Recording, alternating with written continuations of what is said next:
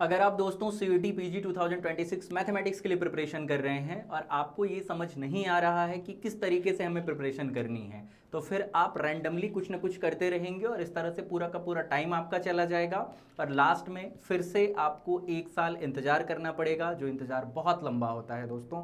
तो ये सब ना करना पड़े और आने वाली सीईटी पीजी के एग्जाम में आप टॉप स्कोरर बने, 200 से ज़्यादा स्कोर करें, उसके लिए दोस्तों ये वीडियो मैंने बनाई है जिसमें आपको मैं बताऊंगा कि सिस्टमेटिकली कैसे स्टेप बाय स्टेप आपको चीज़ें करनी है। तो बिना देर किए दोस्तों आगे बढ़ते हैं, देखते हैं क्या हमारा रोड मैप है, क्या टाइम टेबल वगैरह रखना है आपको। तो दोस्तों पहले महीने में इजी शुरुआत करनी है। देखो 5 से 6 महीने का समय भरपूर होता है सीईटी पीजी 200 से ज़्यादा मार्क्स लाकर क्रैक करने के लिए, तो हम आराम आराम से भी शुरुआत करके काम कर सकते हैं। तो पहले महीने में आपको फाउंडेशन और कॉन्सेप्ट बिल्डिंग पे काम करनी है ना, जिसमें आपको बहुत ज़्यादा नहीं, डेली का 2 घंटे पढ़ना है और जो बहुत बेसिक स्तर के क्वेश्चन हैं उनसे करके शुरुआत करनी है, क्योंकि शुरुआती दौर में मोटिवेटेड रखना खुद को, खुद का इंटरेस्ट जगा पाना है ना, थोड़ा कुछ कर पाएँ। स्टार्टिंग में ही ऐसे क्वेश्चंस उठा लिए, कॉन्सेप्ट्स उठा लिए, डीप डाउन जा करके कि हो ही नहीं रहे हैं, तो मोटिवेशन वहीं का खत्म लगेगा कि सीईटी भी यार टफ ही है। लेकिन सच बताऊं तो सीईटी पीजी के एग्जाम का एक तरीके से स्तर है ही नहीं, कोई स्तर नहीं है, बहुत ही बेसिक लेवल का एग्जाम है। तो शुरुआत में आप एकदम से उसमें भी जो बेसिक क्वेश्चंस हैं वही करेंगे, वही स्टेट फॉरवर्ड जो स्टेटमेंट पढ़ा और काम हो गया, बहुत बेसिक लेवल के स्टेटमेंट, उससे आप शुरुआत करेंगे। ठीक है, शुरू के 1 महीने में इतना ही करना है, मतलब सब्जेक्ट के साथ जस्ट बने रहना है और थोड़े थोड़े इजी इजी क्वेश्चंस लगाने हैं, थोड़े थोड़े क्वेश्चंस आपको करने हैं, थ्योरी पढ़नी है बेसिक लेवल की। फिर सेकेंड मंथ में जब आप जाएंगे तो क्वेश्चन की प्रैक्टिस हो या फिर जो कॉन्सेप्ट हमने पढ़ा है उसका एप्लीकेशन हो, उसका स्तर थोड़ा सा हम लोग आगे बढ़ाएंगे, जिसमें कि हम शामिल करेंगे पीवाईक्यूज़ को। उन्हें जब हम सॉल्व कर रहे होंगे तो जो कि स्पीड है सॉल्व करने का, फिर उसमें हम कितने सही कितने गलत कर पा रहे हैं, इन छोटी छोटी चीज़ों का ध्यान रखना है। और देखो यहाँ पर हमने पहले महीने में कितना कहा था पढ़ने, 2 घंटे, धीरे धीरे ना अपने स्तर को बढ़ाना है। अब आप 3 घंटे भी बड़े आराम से पढ़ोगे क्योंकि आपको मज़ा आने लग गया है, बेसिक फंडामेंटल चीज़ें आपको पता हैं, तो थोड़ा सा डीप डाउन जाके भी करना होगा तो कोई ज़्यादा तकलीफ आपको नहीं होगी। और वीकली मॉक लगाने हैं आपको, और मॉक किसके, मॉक का मतलब यहाँ पर फुल लेंथ टेस्ट से नहीं है। वीकली मॉक का मतलब है कि जो सब्जेक्ट आप पढ़ रहे हैं उससे रिलेटेड जो टेस्ट होंगे उनकी बात मैं कर रहा हूँ, वो आपको देना है। ठीक है, और क्वेश्चंस की प्रैक्टिस की कमी हो, पीवाईक्यू की कमी हो, तो आईएफएस का ऐप है ही है आपका सहारा।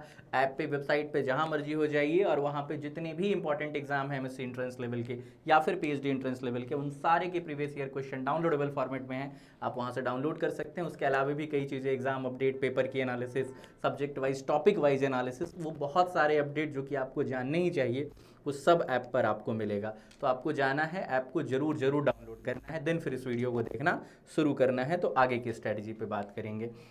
अब तीसरे महीने में आते हैं दोस्तों, थोड़े और एडवांस लेवल के टॉपिक पे काम करेंगे हम लोग।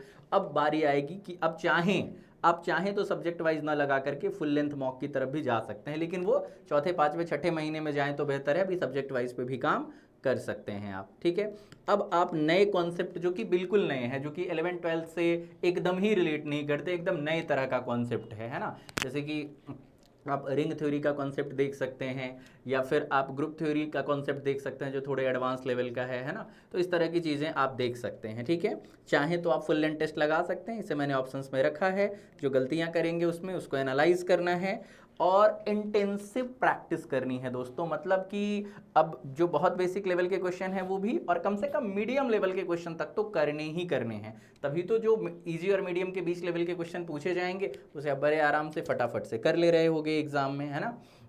और रिवीजन जरूर करना है आपको, क्यों करना है, क्योंकि इधर पढ़ते गए और आगे भूलते चले गए तो ऐसा भी नहीं। इसका सीयूटी का सिलेबस जो है वो एकदम से छोटा भी नहीं है, अलग बात है क्वेश्चंस बहुत इजी और बेसिक लेवल के ही आएंगे, लेकिन सिलेबस थोड़ा ज़्यादा है इसका, है ना, तो सबके टच में रखना है। तो ऐसा नहीं है कि हम रियल पढ़ने गए कॉम्प्लेक्स भूल गए, कॉम्प्लेक्स पढ़ने गए ग्रुप भूल गए, तो ऐसे तो चलेगा नहीं ऑब्वियसली, है ना। तो कोर रिवीजन का भी आपको टाइम बचा कर रखना है, किस टाइम आप रिवाइज करेंगे। रिवाइज तो थ्योरी तो चलो हमने शॉर्ट नोट्स बनाकर भी कर लिया, उसे याद रखने का बेहतरीन तरीका क्या होगा कि छोटे छोटे क्विज, छोटे छोटे टेस्ट जो हैं आप देते रहें, है ना। और एग्जामिनेशन के लिहाज से खुद को आपको तैयार करना है, हमेशा आपको क्या देखना है कि जो आपको 75 क्वेश्चन जो आपको 90 मिनट में करने होते हैं, इसमें अपने आप को लाइक मैक्सिमम आउटपुट देने के लायक आपको बनाना है ना, कितना ज़्यादा से ज़्यादा हम करें और सही करें, उस पर आपका फोकस होना चाहिए। सीयूटी में नॉलेज गेम होता है, लेकिन उससे भी बड़ा गेम होता है कम समय में ज़्यादा से ज़्यादा क्वेश्चन को कर लेने का। और वो कब होगा? जब आप कैलकुलेशन कम करोगे। वो कब कम करोगे? जबकि आपने ऑलरेडी ही खूब सारी प्रैक्टिस कर रखी है दोस्तों। और फाइनल टच देने का जब टाइम आएगा तो फिर आपको क्या करना है? लाइट रिवीजन करना है, बट पूरे सिलेबस का, है ना। ऊपर ऊपर से ही जो शॉर्ट नोट्स होंगे देखने हैं, बट सारे का देखना है, ठीक है। वीकली कम से कम 2 से 3 मॉक लगाने हैं, क्योंकि अब आपको नई चीज़ें बहुत सीखने की ज़रूरत नहीं है। जो सीखा हुआ है वो ज़रूरत से भी ज़्यादा रहेगा आपके। अब देखना है कि गलतियाँ कितनी कम करेंगे, एक्यूरेसी कितनी ज़्यादा हम दोस्तों बढ़ा रहे होंगे। और रेगुलरली वो चीज़ करेंगे तो ऑब्वियसली ये चीज़ रूटीन में आएगी। जो तनाव का मैनेजमेंट है, जो आप जो 90 मिनट में आप पेपर अटेम्प्ट कर रहे होंगे, तो उसमें स्ट्रेस मैनेजमेंट धीरे धीरे बाय डिफ़ॉल्ट आप सीखने लग रहे होंगे। उसके लिए आपको अलग से कुछ बहुत करने की ज़रूरत नहीं है। आप ऑफलाइन रिसोर्सेज इस्तेमाल कर सकते हैं इसके लिए। ऑनलाइन प्लेटफॉर्म जैसे हमारे आईएफएस के यूट्यूब चैनल की बात करें तो हर रोज़ ही यूट्यूब लाइव होते ही हैं। आईआईटी जैम मैथ्स के यूट्यूब चैनल पे शाम 6 बजे से। आप चाहें तो नेट के चैनल्स पे भी आ सकते हैं, जो यहाँ पे बेसिक चैप्टर्स चल रहे होंगे वहाँ पे आप ज्वाइन करके और पढ़ सकते हैं ना। डेली पढ़ना है, कंसिस्टेंसी बनाए रखनी है, कोई भी नहीं रोक सकता दोस्तों आपको एग्ज़ाम क्रैक करने से। मतलब ओवरऑल क्या है कि आपको एक प्लान बना लेना है आने वाले 5 महीने का, उसके साथ एकदम चिपक जाना है। प्लान से थोड़ा ना दाएं ना बाएं, प्लान के अकॉर्डिंग चलना है आपको। और बिल्कुल बैलेंस्ड प्लान बनाना है। मतलब ऐसा नहीं कि एक ही महीने में एकदम तोड़ फोड़ मचा के रख देंगे, बिल्कुल ऐसा नहीं है। मैंने कहा जैसे शुरुआत में 2 घंटे पढ़ रहे हैं, फिर 3 घंटे, फिर उसको बढ़ा के आप चाहे तो 4, 5, 6 जितना आप कर सकते हैं उतना पे ले जाइए। और एग्ज़ाम के हिसाब से एग्ज़ाम का क्या डिमांड है, हर एग्ज़ाम का डिमांड अलग अलग होता है। आप सीयूटी के डिमांड को समझिए। उसका डिमांड यही है मिनिमम समय में मैक्सिमम क्वेश्चन करना। उसके लिए आपको गलतियां भी कम करनी होगी, कैलकुलेशन भी मिनिमाइज करना पड़ेगा, ठीक है।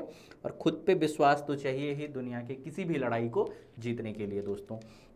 तो ये थी कुछ बातें दोस्तों, जिससे कि आपको आने वाले एग्जाम में सफलता मिलेगी अगर आप इस चीज़ को ईमानदारी से फॉलो करते हैं, हमारे साथ बने रहते हैं, हमारे यूट्यूब चैनल्स पे बने रहते हैं, हमारे कोर्सेज को ज्वाइन करते हैं। तो ये जो चमचमाते सितारे हैं 200 प्लस स्कोरर, इनमें अगली बार डेफिनेटली आप भी होंगे। इवन हमारे जैम में भी देख सकते हैं कि टॉप 6 में जो स्टूडेंट हैं वो आईएफएस के रहे हैं।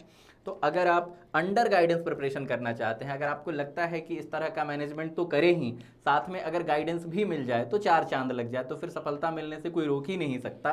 तो फिर 7 जुलाई से हमारी बैच ऑलरेडी स्टार्ट हो चुकी है, आप इसे ज्वाइन कर सकते हैं विद फ्लैट 60% ऑफ, और आने वाले एग्जाम में दोस्तों अपने रिजल्ट को सिक्योर कर सकते हैं। इस वीडियो में इतना ही दोस्तों, मिलते हैं आने वाली वीडियो में और इसी तरह के बेहतरीन टिप्स एंड ट्रिक्स के साथ। Thank you so much for watching this video.